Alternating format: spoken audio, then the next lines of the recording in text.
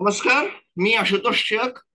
15 जून 2024 ते 21 जून 2024 या आठवड्याच्या आर्थिक बातम्या घेऊन तुमच्या समोर हजर झालो आहे. सुरुवात करूया या आठवड्याच्या हेडलाईन्स पासून. हेडलाईन्स काय होता या आठवड्यामध्ये? बऱ्यापैकी टाईट हेडलाईन्स होत्या. आणि या आठवड्याचं सगळ्यात मोठं आश्चर्य म्हणजे या आठवड्याच्या सगळ्यात मोठी बातमी ही बऱ्यापैकी शुक्रवारी गुरुवारी आली. युलिप्स IRDA इन्शुरन्स रेग्युलेटरी डेव्हलपमेंट अथॉरिटीने युलिप्सच्या बाबतीमध्ये एक निर्णय दिला. याचा परिणाम आता काही प्रमाणावर त्या युलिप्सच्या सगळ्या विक्रीवर होणार आहे. काय असेल आणि गुंतवणुकीचं ऑप्शन त्याच्याकडे कसं बघावं लागेल हे करावं लागेल. बुधवारी भारताच्या शेअर बाजाराने एक रेकॉर्ड सेटअप केला की 23,000 करोड किमतीचे टोटल ब्लॉक डील्स झाल्या. त्यातला एक मेजर पार्ट इंडस टॉवरचा होता. अधिक काय त्याच्यामध्ये बघू. Zomato eyes popcorn and tickets. काय झालं? हेडलाईन्स काय होती? Stubborn food inflation slows disinflation trend. Can RBI meet its target? आरबीआयच्या गव्हर्नरनी इतरही काही गोष्टी बोलल्या होत्या, त्याच्याकडे बघून तेही आपण बघणार आहोत. Farmers to get bigger boost. काय झालं? एमएसपी मध्ये सरकारने वाढवली आहे, याचा अर्थ काय होतं या बातमीला आपण अधिक डीपमध्ये बघणार आहोत.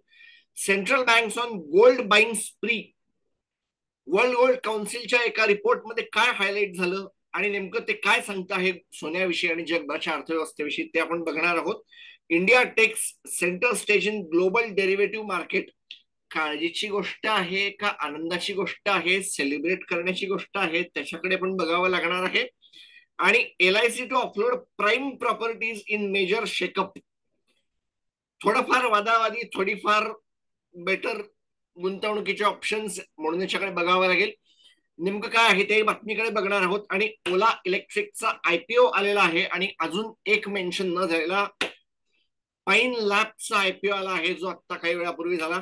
सुरुवात करूया अधिक डीप मध्ये जाऊ. काय झालं?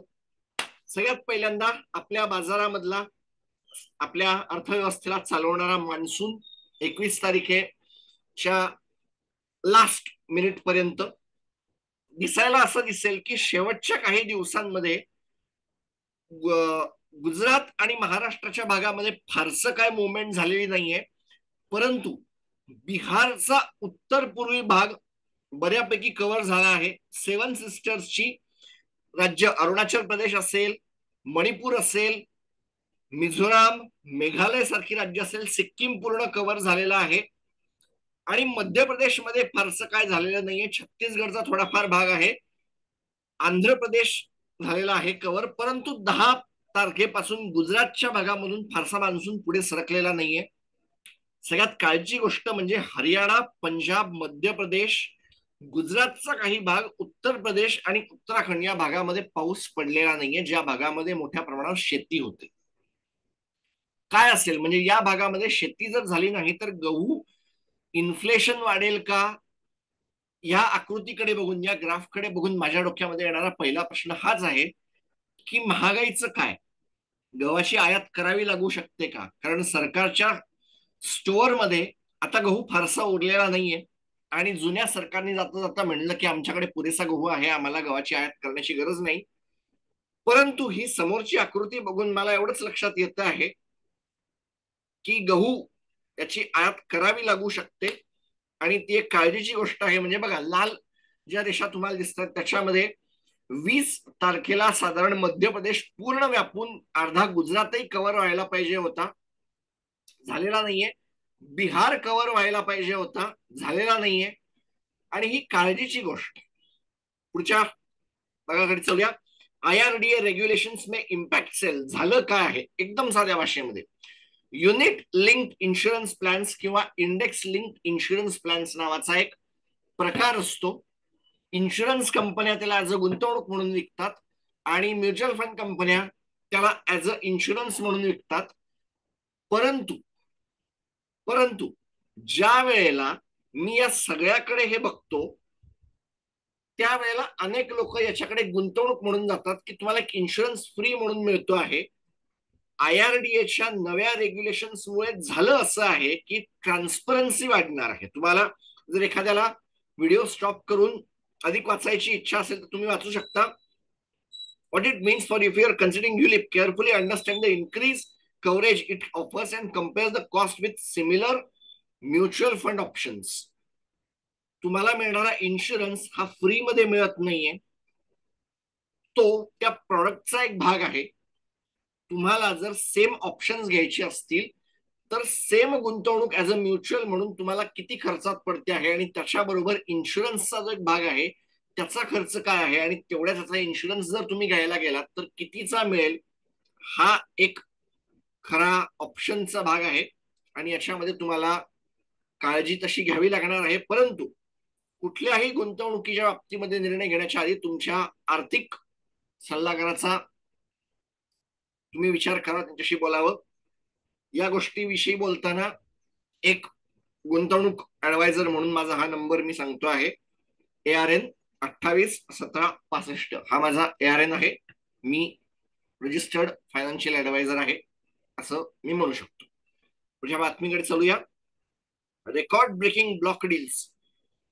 वोडाफोन आयडिया चा बाप वोडाफोन PLC ने इंडस टॉवर मध्ये असलेला त्यांचा स्टेक विकला, जो त्यांच्या आधीच्या ओपन ऑफर नाही मिळणार राईट्स इश्यू मध्ये त्यांनी जे शेअर्स घेतले त्याच्यासाठी त्यांनी कर्ज घेतलं होतं आणि ते कर्ज फेडण्यासाठी इंडस टॉवरचा भाग वापरला गेला, त्याला गहाण ठेवलं गेलं.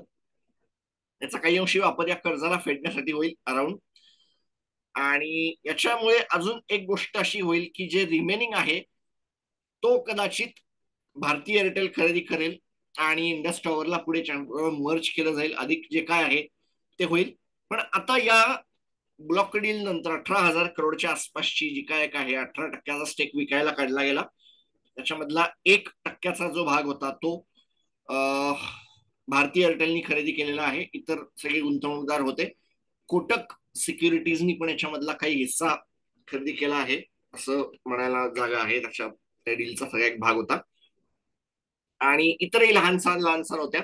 परंतु 23,000 करोड $2.8 बिलियन आसपासचा एक मोठा हिस्सा ब्लॉक डील मध्ये घडून आला आणि भारताच्या बाजारातली ही एक मोठी गोष्ट आहे तर मान्यच करावं लागेल.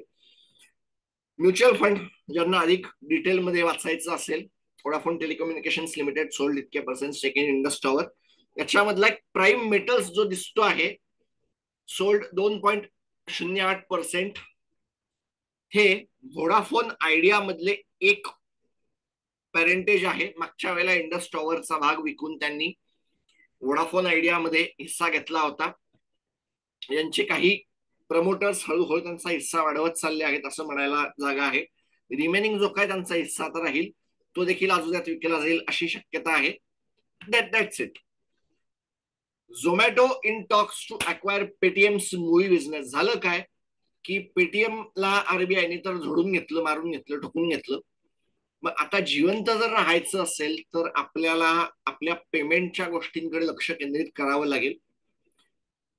एक मोठं दुकान म्हणून त्यांनी जे काय करायचा प्रयत्न केला त्याच्यामधला एक मोठा बिझनेस हा होता की मूवीची तिकीट्स आणि इतरचा जो एक भाग होता, मोठे होणारे कॉन्सर्ट असतात, म्युझिक कॉन्सर्ट असतात, पुण्या सेलिब्रिटीला पब्लिकशी कम्युनिकेट करायचं असेल तर त्याच्याशी रिलेटेड भाग असतो.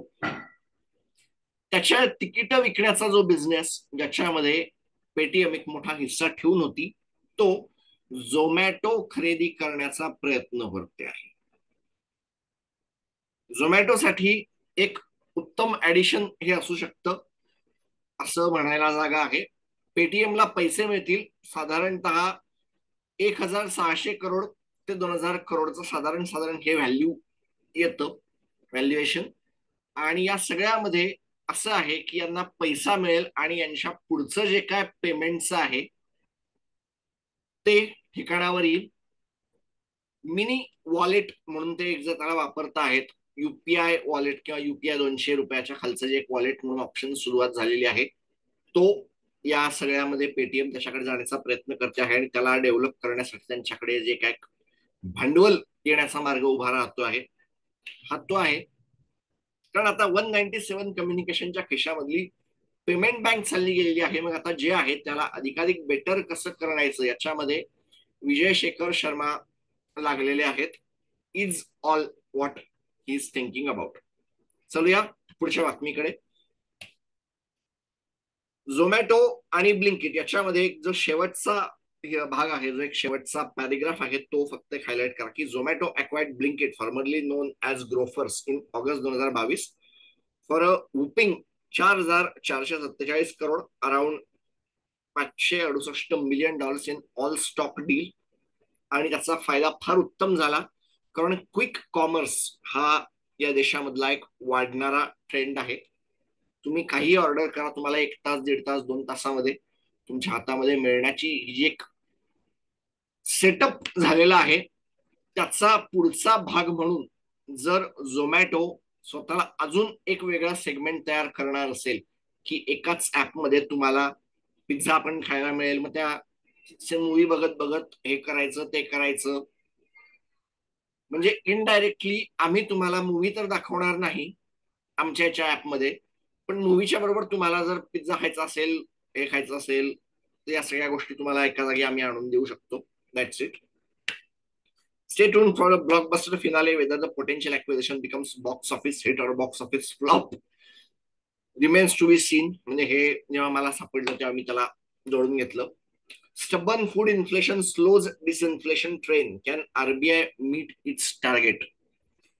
इन्फॉर्मेशन तुम्ही व्हिडिओ स्टॉप करून वाचू शकता, परंतु याच्यापेक्षाही अधिक एक गोष्ट जी आरबीआय गव्हर्नरनी हायलाइट केली या सगळ्यामध्ये, ती थोडीशी अशी आहे की दिल्लीमध्ये एका आर्थिक विषयांच्या बाबतीमध्ये जे एक सभा झाली की एक कार्यक्रम झाला, जिथे त्यांना बोलवलं गेलं भाषण करण्यासाठी. त्याच्यामध्ये त्यांनी असं म्हणलं की भारताच्या अर्थव्यवस्थेमध्ये जे एक अनसिक्युअर्ड क्रेडिट ची एक रिस्क तयार झाली होती की इन्कम वाढत नाहीयेत, परंतु कर्ज वाढतायत, खर्च वाढतायत, आणि त्यामुळे बँका वेड्यासारखं अनसिक्युअर्ड लोन वाटत सुटल्या आहेत. ह्याला आम्ही आत्तापुरता चाप घातलेला आहे. आणि दॅट वॉज वन काळजीची एक गोष्ट होती आरबीआय गव्हर्नरसाठी. काळजी करायचीच ती गोष्ट होती, कारण अनेक साऱ्या बँकांनी 50,000 रुपयाच्या तिकीट साईजला, म्हणजे फार फिनटेक कंपन्या फारसं काही मागचा पुढचा विचार न करता ज्या गतीने देत सुटल्या होत्या, क्रेडिट कार्डाची कर्ज वाढत चालली होती, त्याला चाप घालण्याचा प्रयत्न केला. आणि याच्यामध्ये त्यांचं एक फेमस वाक्य की प्रॉफिटच्या मागे इतक्या जोरात लागू नका की तुमचं बिझनेस भविष्यात तुम्हाला बंद वगैरे करावं लागेल, या टाईपचं त्यांचं एक वाक्य होतं. प्रॉफिट परस्युटच्या मागे फार लागू नका आणि वाटेल त्या साईडची रिस्क घेऊ नका. आणि त्याच्या 1-2 दिवस आधी त्यांचं असं म्हणणं होतं की फूड इन्फ्लेशन हे महागाई कमी करण्याच्या मार्गामधला एक मोठा अडथळा होऊन बसलेला आहे, आणि ते अगदी योग्य दिसतं आहे. म्हणजे त्याच अर्थाने मान्सून थांबला आहे गुजरात आणि महाराष्ट्राच्या भागामध्ये, तिकडे पूर्वेकडून पुढे पुढे सरकण्याचं सगळं काम चालू आहे. मध्य प्रदेशमध्ये किंवा छत्तीसगडचा उत्तरी भाग असेल किंवा झारखंड मध्ये काही प्रमाणामध्ये पाऊस झालेला नाहीये, बिहारच्या काही भागामध्ये पाऊस जरूर झालेला आहे. असं त्या सगळ्या गोष्टी चालू आहेत. आणि हे तर अगदी मान्यच करावं लागेल की या देशामध्ये food inflation is now sufficient core part of inflation. आणि ज्या वेळेला एक रिवाइज एस्टिमेट्स किंवा रिवाइज त्यांची आकडेवारी ज्या वेळेला आता जाहीर होईल पुढच्या याच्यामध्ये, त्या सगळ्यामध्ये नेमकं आता महागाई कुठे असणार आहे, काय असणार आहे. आणि आता सिच्युएशन अशी होते आहे, थोडस राजकीय मी एक विधान करायला जातो. आंध्र प्रदेशचे मुख्यमंत्री नितीश कुमार यांच्या बरोबर जात आहेत टीडीपी. आंध्र प्रदेशचे नवे मुख्यमंत्री टीडीपीचे नेते चंद्राबाबू नायडू, आणि त्यांनी मोठ्या प्रमाणावर सरकारकडे ज्या काय मागण्या करायला सुरुवात केलेली आहे की आम्हाला हे पाहिजे, ते पाहिजे, ते पाहिजे. आणि या प्रमाणावर जर सरकारला खर्च करायची सुरुवात झाली तर डेफिनेटली ग्रोथ होईल, परंतु ती ज्या वेळेला देशाच्या एका ठराविक भागामध्ये कॉन्सन्ट्रेट होईल त्यावेळेला इफेक्ट होणार आहे. आणि हे मान्य करावं लागेल की त्या भागामध्ये काही प्रमाणामध्ये ग्रोथ झालेली आहे, काही ठराविक लोकांच्या हातामध्ये ते जायला सुरुवात होईल. साऊथमध्ये होईल. इन्फ्लेशन येणाऱ्या भागामध्ये कसं होतं, मान्सून पडतो का, परत जायचा मार्ग होतो का, कारण मान्सून जेव्हा एवढ्या काळासाठी एका जागी थांबतो त्यावेळेला त्याची पुढची वाट देखील गडबडलेली असते. मग हे सगळं कसं होईल, काय होईल, बघावं लागेल, लक्ष ठेवावं लागेल. पुढच्या बातमीकडे चलूया. आणि can the RBI achieve its target despite the challenges? Das express confidence in आरबीआय's ability to meet its inflation target. आणि अमेरिकेमध्ये पण याच सगळ्या प्रमाणामध्ये चालू झालेलं आहे. अजून जर हायलाइट करायचं म्हणलं तर फेडरल रिझर्व्ह, अमेरिकेची सेंट्रल बँक, यांनी देखील मोठ्या प्रमाणावर गोष्टी हायलाइट याच केलेल्या आहेत की अमेरिकेमध्ये देखील जे काय आता शेवटचा जो भाग आहे, म्हणजे हत्ती गेला शेपूट राहिलं, 9-7%, 9%चा जो एक जाऊन टच झाला होता अमेरिकेमध्ये देखील, त्यालाही ज्या वेळेला आता कव्हर करायला येते त्यावेळेला 2.7 2.6 व्हायला त्याने टाइम घेतला. तर 2.6 पासून ते 2च्या खालती यायला महागाई नेमका किती टाइम खाते? एका अंदाजानुसार ती 2026 मध्ये होईल, 2024 मध्ये होणार नाही. मग आता या उरलेल्या टाइम मध्ये व्याजदरात कपात करायची का? कारण आरबीआयचे पॉलिसीचे जे मिनिट्स जाहीर झाले त्याच्यामध्ये असं सांगतं आहे की आरबीआयच्या एमपीसी मध्ये 3 जण जे असतात ते आरबीआयचे असतात, सरकारचे प्रतिनिधी 3 असतात. त्या 3 सरकारच्या प्रतिनिधींनी देखील मोठ्या प्रमाणावर रेट कट करण्यासाठी मोठ्या प्रमाणात प्रयत्न चालवले आहेत. त्यांचं म्हणणं की तुम्ही रेट करा. बोलून तर राहिलेले आहेत असं लक्षात येत आहे. काय होईल, खरंच आपल्याला रेट कट बघायला मिळेल का, हे बघण्याची गोष्ट असेल आणि या सगळ्याकडे लक्ष ठेवावंच लागेल. चलूया आता पुढच्या बातमीकडे. Government hikes minimum support price for 14 kharif crops. तुम्हाला वाटेल आशुतोष याच्यामध्ये काही लिहिलेलं का नाहीये? मला असं वाटतं की ते जे काही मी आकृती, तो जो काही ग्राफ ठेवलेला आहे तो भरपूर काही बोलतो आहे. काय झालेलं आहे याच्याकडे आपण बघूया. की काही आहेत, पॅडी असेल, ज्वारी असेल, बाजरी असेल, रागी असेल, मैदा असेल, तुरासारखे असेल, मूग असेल, उडीद असेल, ग्राउंडनट म्हणजे शेंगदाणा असेल, सनफ्लॉवरच्या बिया असेल, सोयाबीन असेल, नायजर सीड्स असेल, यासारख्या याच्यामध्ये सरकारने मोठ्या प्रमाणावर भाव वाढवले आहेत. एकाच दोन अनालिस्टनी एक फार महत्वाची गोष्ट हायलाइट अशी केली की या सगळ्यामध्ये तुम्हाला उत्तम दिसत आहे, पर्सेंटेज वाईज जर तुम्हाला बघायला गेलं तर सगळ्यात मोठी वाढ ज्या नायजर सीड्स मध्ये होते आहे त्या नायजर सीड्स फारशा खाल्ल्या जात नाहीत. रागी खाल्ली जाते, त्याच्यानंतर रागी खाल्ली जाते, त्याच्यानंतर मूग खाल्ला जातो, तूर खाल्ली जाते, तूर किंवा ज्याला अरहर म्हणतात ती खाल्ली जाते.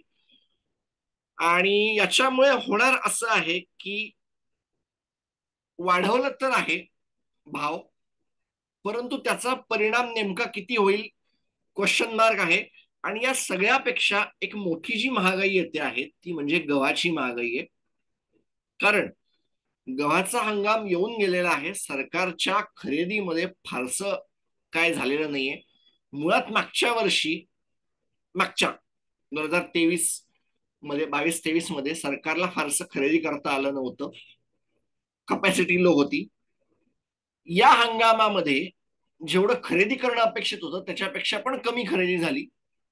त्याच्यामुळे होऊन असं गेलेलं आहे की आता ज्या वेळेला सरकारला सैन्याला द्यावं लागेल किंवा सरकारला स्वतःच्या कोट्यामधून बिस्किट कंपन्या असतील, फ्लोअर मिल्स असतील, यांना द्यावं लागेल, त्यावेळेला सरकारच्या स्वतःच्या खिशात फारसं काही असणार नाही आणि गव्हाचे भाव या सगळ्यानंतर मोठ्या प्रमाणावर वाढण्याची शक्यता नाकारता येत नाही.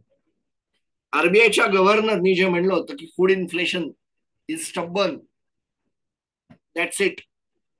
फूड इन्फ्लेशन स्टब्बर्न होऊन बसलं आहे, हे या ग्राफ मध्ये तर दिसतच आहे, परंतु त्याच्या बाहेर जाऊन ज्या वेळेला आपण शोधायला बसतो त्यावेळेला पण हे हायलाइट व्हायला तयार बसलेलं आहे की फूड इन्फ्लेशन इज नाऊ स्टब्बर्न, हलत नाहीये, इन अ मूव. ज्यांना वाचायची इच्छा असेल त्यांनी व्हिडिओ स्टॉप करा थोड्या वेळासाठी आणि बघू शकता तुम्ही. Central banks on gold buying spree, survey shows record interest in adding to reserve.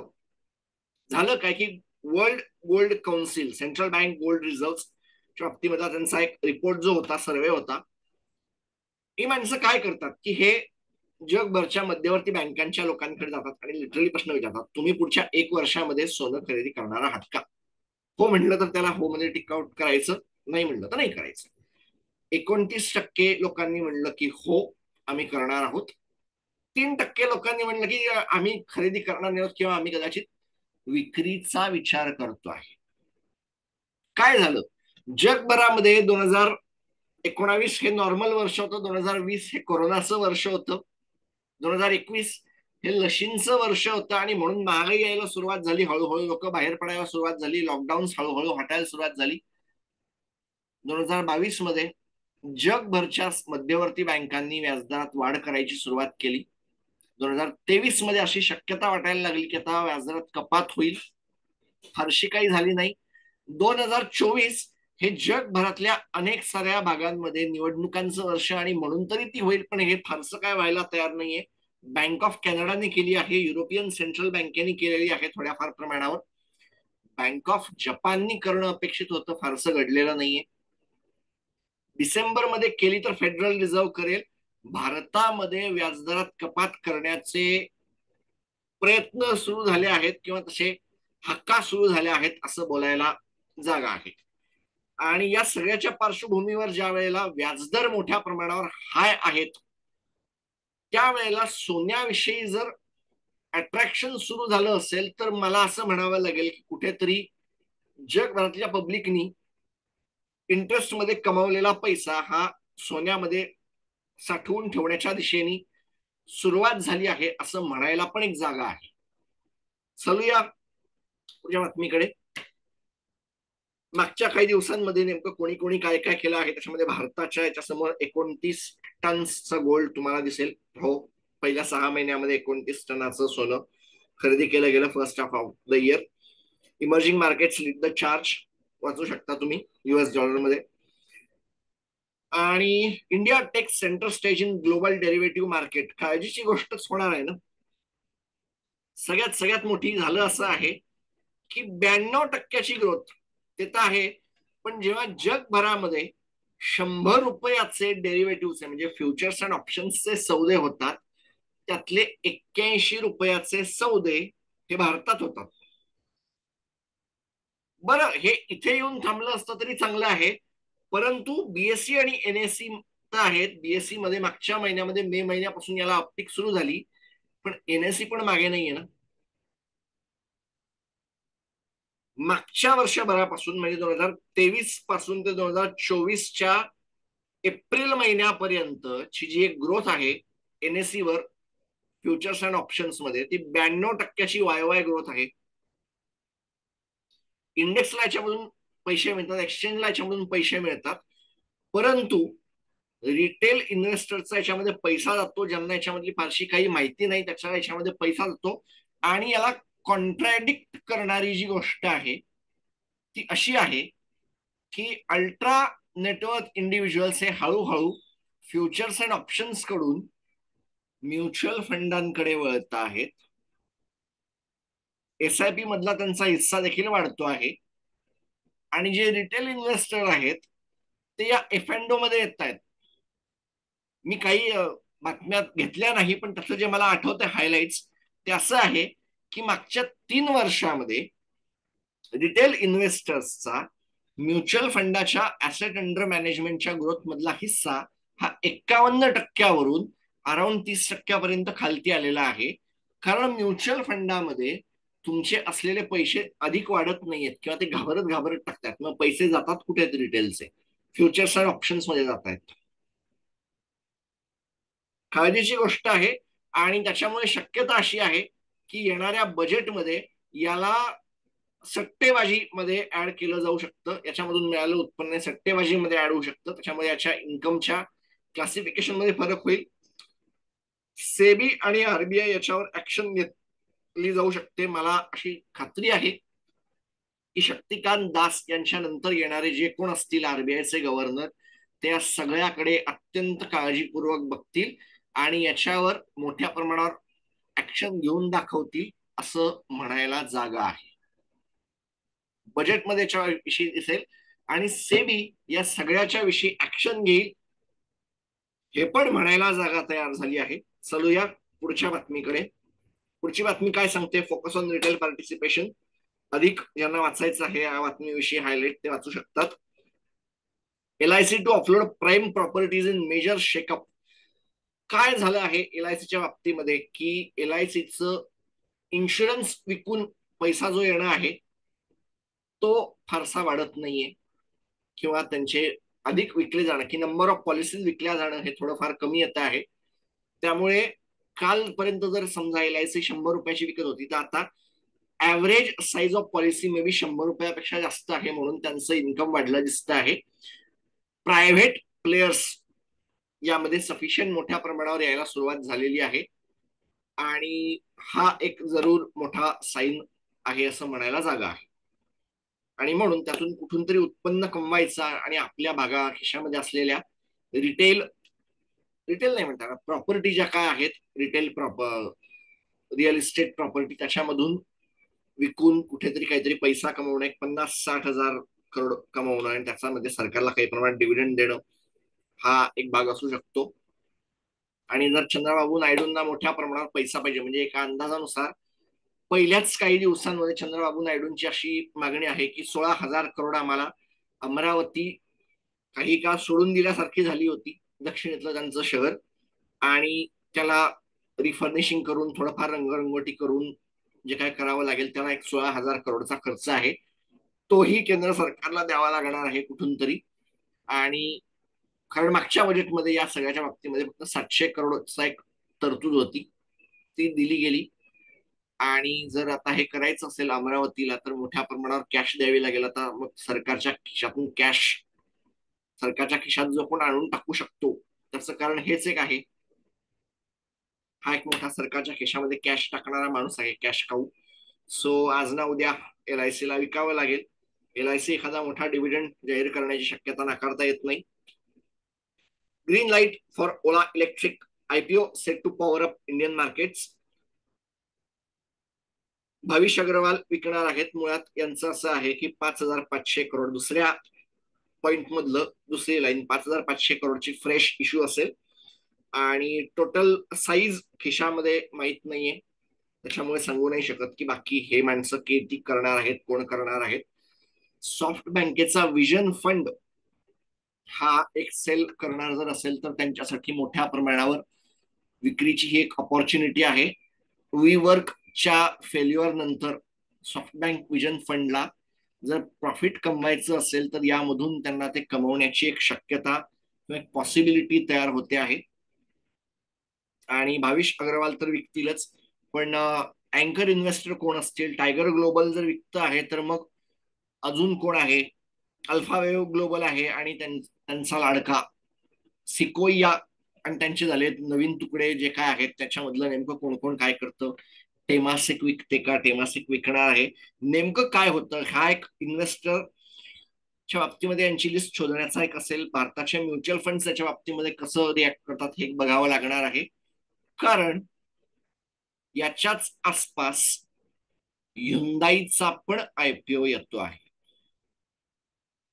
2 wheeler electric company, 4 wheeler petrol vehicles, असे बऱ्यापैकी 2 वेगळ्या सेगमेंट मधले IPO येणार आहेत. दोघांसाठी काय व्ह्यू असतो? दोघांच्या बाबतीमध्ये ऑब्जेक्टिव्ह IPOचे वेगळे आहेत असं म्हणायला जागा आहे. एकाचं ऑब्जेक्टिव्ह आहे की भारतामध्ये त्यांचं एक मोठं मार्केट आहे, परंतु ते लिस्टेड एकाच ठिकाणी आहेत, त्याच्यामुळे outside of their market, south Korea market काहीतरी नवीन शोधायला जाणं हा एक ऑब्जेक्टिव्ह होता की नेमकी आमची व्हॅल्यू जगभरातली लोक काय नजरेने बघतात हे बघणं पण एक आहे. आणि ओला इलेक्ट्रिकच्या बाबतीमध्ये भारताच्या बाजारामधला पहिला लिस्टेड आहे.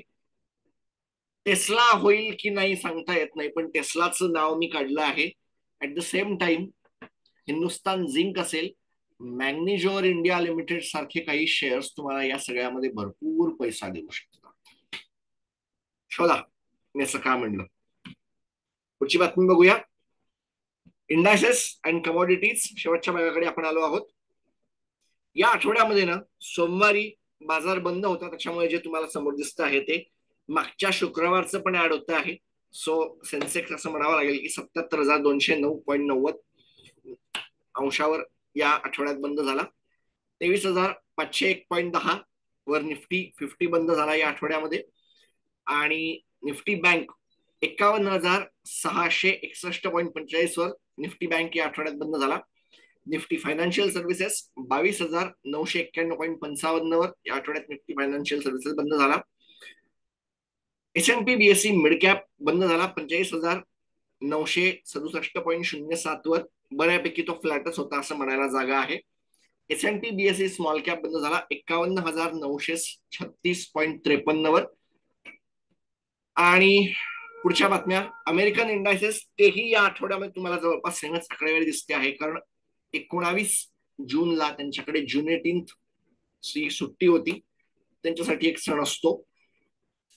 त्यामुळे S&P 500 असं म्हणावं लागेल की या आठवड्यामध्ये 5,462 वर बंद झाला. डाव जोन्स इंडस्ट्रियल ऍव्हरेज 39,142.38 वर बंद झाला या आठवड्यामध्ये. आणि नॅसडॅक कंपोजिट 17,685.02 वर या आठवड्यात बंद झाला. आणि बऱ्यापैकी नॉर्मल वातावरण ठेवून बसलेले जगभरातले बाजार हे या आठवड्यातले होते की डॅक्स परफॉर्मन्स 18,163.52, एक पंचमांश टक्क्याची वाढ होऊन आठवड्यात बंद झाला German market. French market cake 40 7,682.57 pound टक्क्याच्या वाढीने बंद झाला. सरकार बदलेल नाही बदलेल याचा क्वेश्चन मार्क. ब्रिटिश मार्केटमध्ये लेबर आणि लिबडेम्स अशी माणसं येणार आहेत. लिबरल्स किंवा कॉन्झर्वेटिव्ह माणसं बऱ्याच मोठ्या सत्ताकारणानंतर तिथून बाजूला सरकत आहेत असं सगळं दिसायला सुरुवात जेव्हा झाली आहे त्यावेळेला FTSE 100 काही प्रमाणात सेलिब्रेट करण्याच्या मूडमध्ये आहे. चांगले रिझल्ट पण त्यांच्याकडे लागले आहेत. जवळपास 1.25% वाढ होऊन बंद झाला आहे FTSE. आणि WTI क्रूड ऑइल, नायमेक्स ऑइल $80.60 वर तुम्हाला एक बॅरल तेल मिळत होतं. बऱ्यापैकी म्हणजे 80च्या वरती जाऊन बसला आहे. ब्रेंट क्रूड $82 वरती जाऊन पोहोचलेला आहे. आणि जे मी परत एकदा हायलाइट तुम्हाला केलं, दोघांमधला फरक जो सध्या $5 आसपास होता तो आता $3 येऊन पडलेला आहे. एकेकाळी तो $10 वगैरेच्या आसपास होता. ब्रेंट स्वतःच सिग्निफिकन्स गमवत चालला आहे. काही दिवसाने मला ही ब्रेंट काढून टाकून सगळं काय WTI क्रूडच्या मागे लागावं लागेल. तोपर्यंत बघूया. सोनं 71,750 वर होतं आणि चांदी 89,550 वर ट्रेड करत होती. या होत्या या आठवड्याच्या बातम्या. पुन्हा भेटूया पुढच्या आठवड्यात. तोपर्यंत नमस्कार. पण तोपर्यंत जर तुम्ही माझं चॅनल सबस्क्राईब केलं नसेल तर सबस्क्राईब करायला विसरू नका. लाईक करा, कमेंट करा, शेअर करा. पुन्हा भेटूया. नमस्कार.